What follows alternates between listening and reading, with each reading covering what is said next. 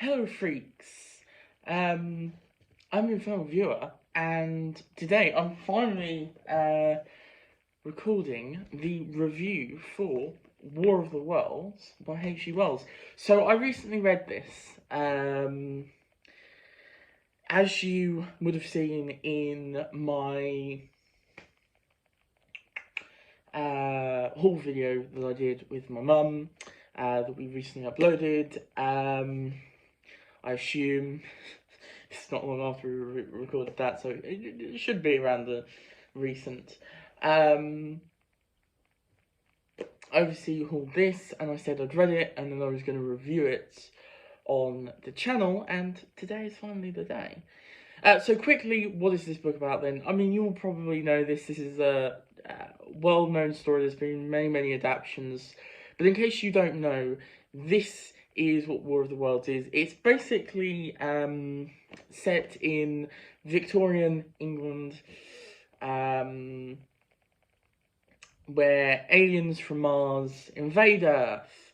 And it's from the point of view of, it's first-person point of view of just an everyman who basically gets caught up in the invasion and what happens. This book was obviously released in 1890, oh no, I've forgotten now, 1890, see, this is why I should have, 1898, so yeah, so basically, that's our basic narrative.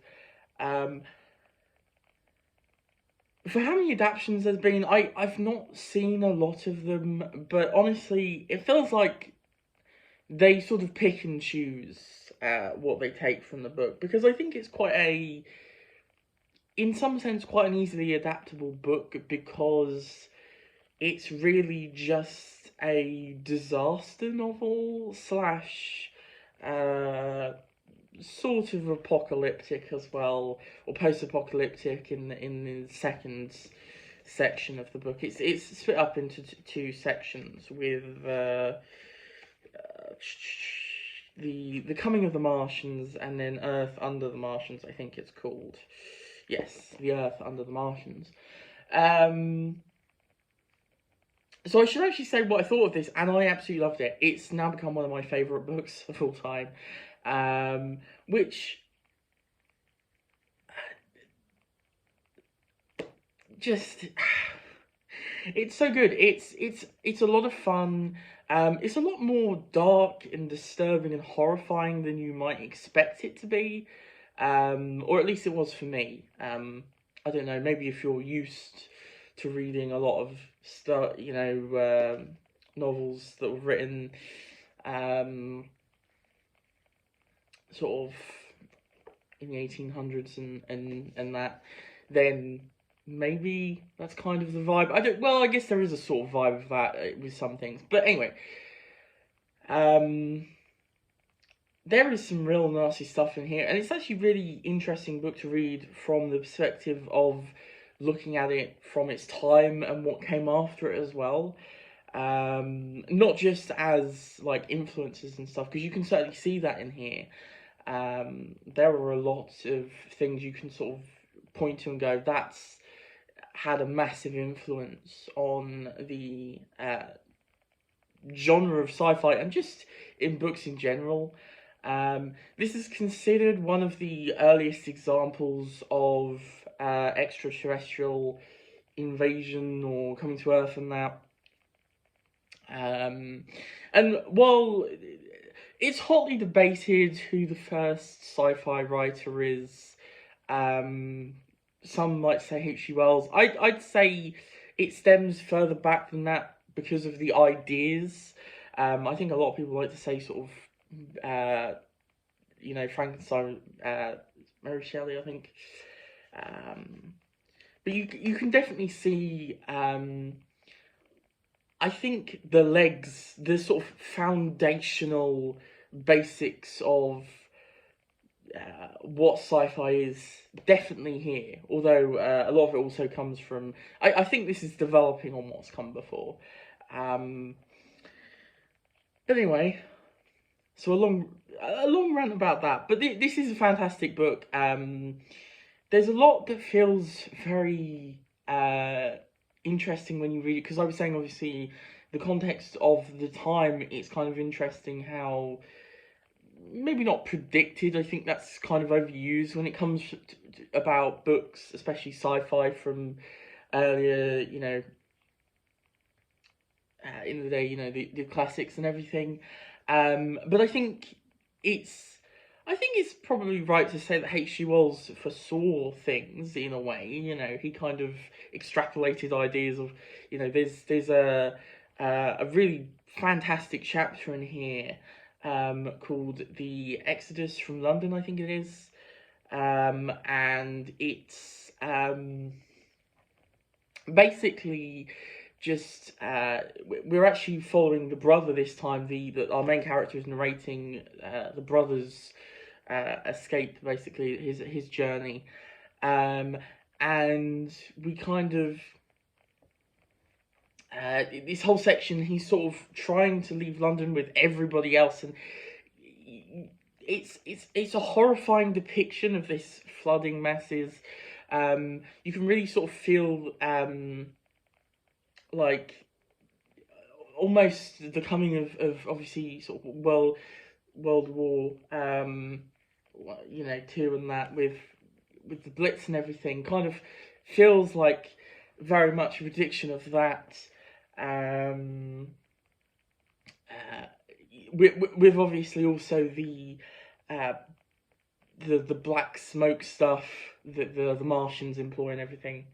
But something I find interesting about this one actually is, having not watched a lot of the adaptations, but sort of knowing of the story, because it's sort of embedded in our pop culture. Something that was really interesting was the fact that H.G. Wells tries to sort of, in a way, explain the aliens, but not in actually saying exactly what they are, but from what the humans, from what the people, after the invasion could figure out about the aliens, which I really liked, especially those little glimpses of what we get of the aftermath, the end of the invasion, and what at least London looks like, and sort of the UK looks like after this invasion. They're studying the Martians and stuff like that. But it's interesting because for some reason, I didn't expect there to be quite as much of the aliens themselves outside of the tripods. There's a lot more of the tripody stuff, the war machines or whatever they call it. I've forgotten, but yeah.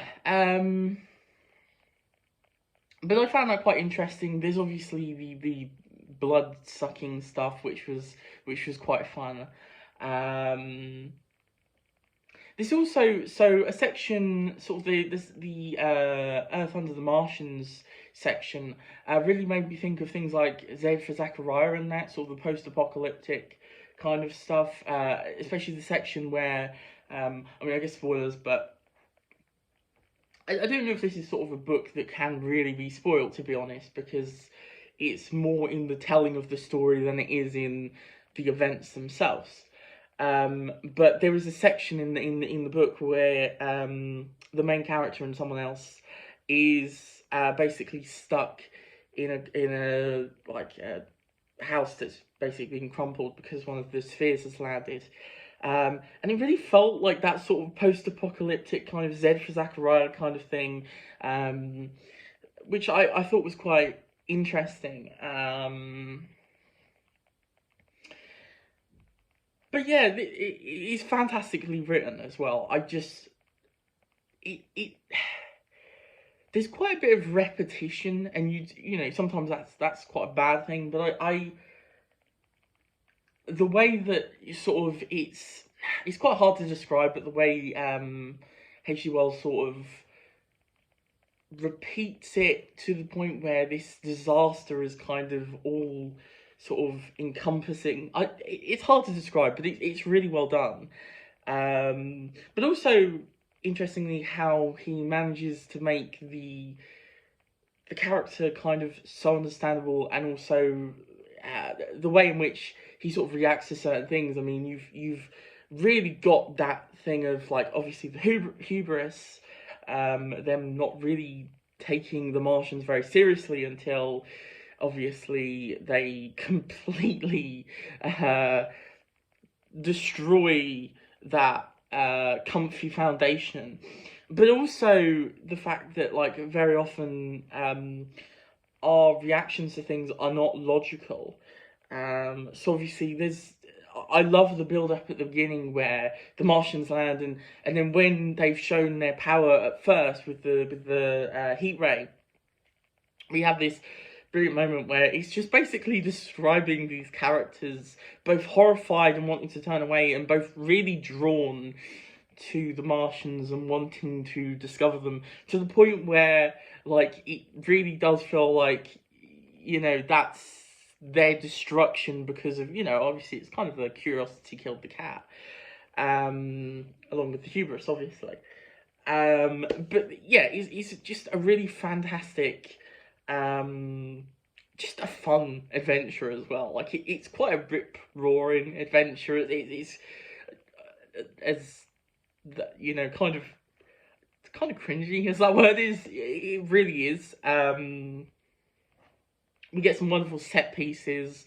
Obviously, there's a famous one with the Thunder Child at the end of the first section. And also, I really like, I forget what it's called, but I really liked, hang on, so I should have done this before, but, oh yeah, what I saw of the destruction of Weybridge and Shepperton.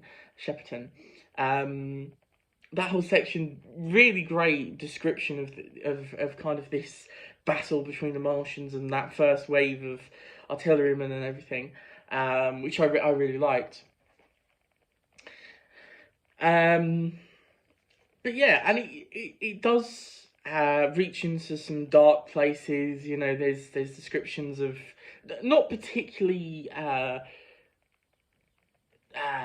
like intricate, but there's just certain things, and like the more you think about it, the more it sort of embeds itself. Like, obviously the gas and the blood sucking, and also just like the idea of these Martians picking people up. Just like, I love the little, just this tiny bit in the text where it just describes this Martian just standing over these people, and they're all running, these little dots, and he just sort of just picking them up and throwing them around and shaking them and bashing them against trees and stuff like that. It's just the way it's all sort of described. And obviously the first sentence of this book is such a wonderful opener, and such a, it's really famous. I mean, obviously a lot of people probably know the sort of I forget what his name is, but the musical version of it as well,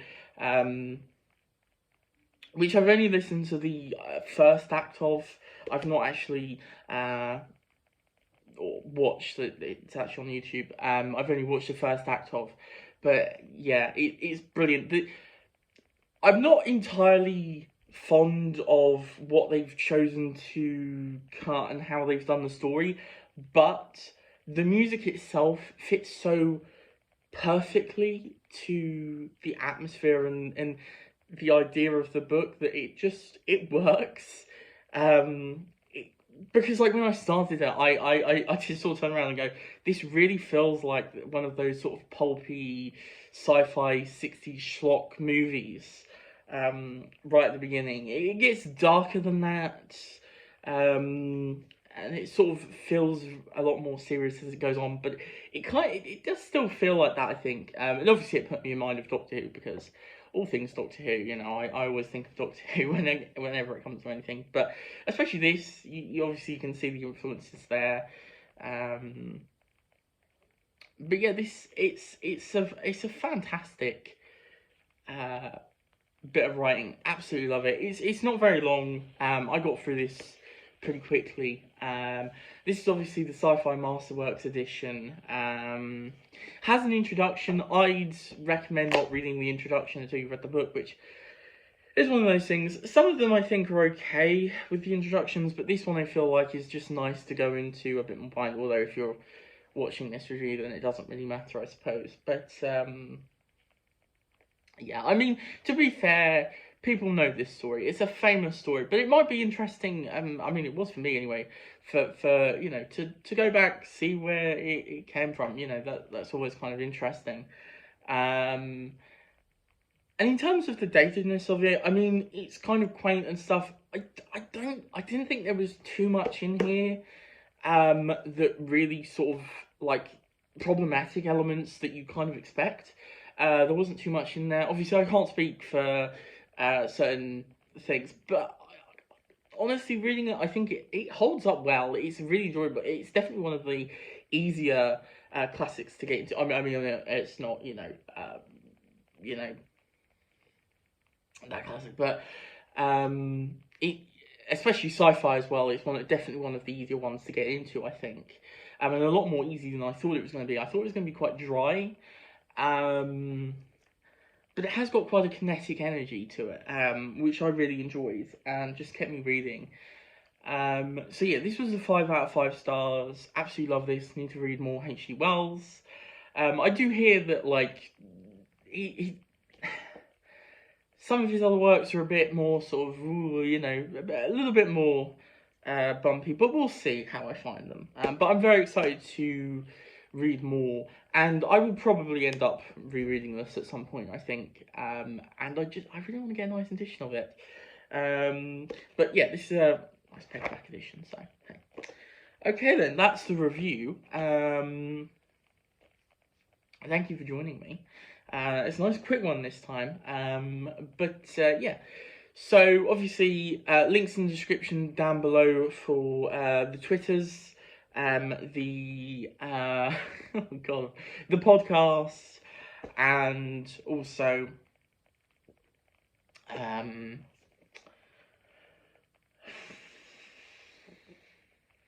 is that it? I think that's it for the links in the description. There may be more stuff. But also, obviously, like, subscribe, and hit the bell if you enjoyed this video, if you enjoyed the review. And also, you know, write a comment down below. Do you love this book? Do you hate it? Or do you just think it's meh? That's weird noise. But there you go. I'd love to hear your thoughts about this one, because obviously it's a classic, but it's always one of those ones where people go to revisit it and they're like, oh, it's not that good actually, it's overrated, it doesn't deserve the classic status.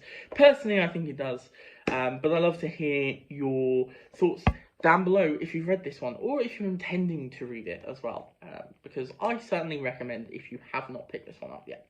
Okay, thank you for joining me. Until next time,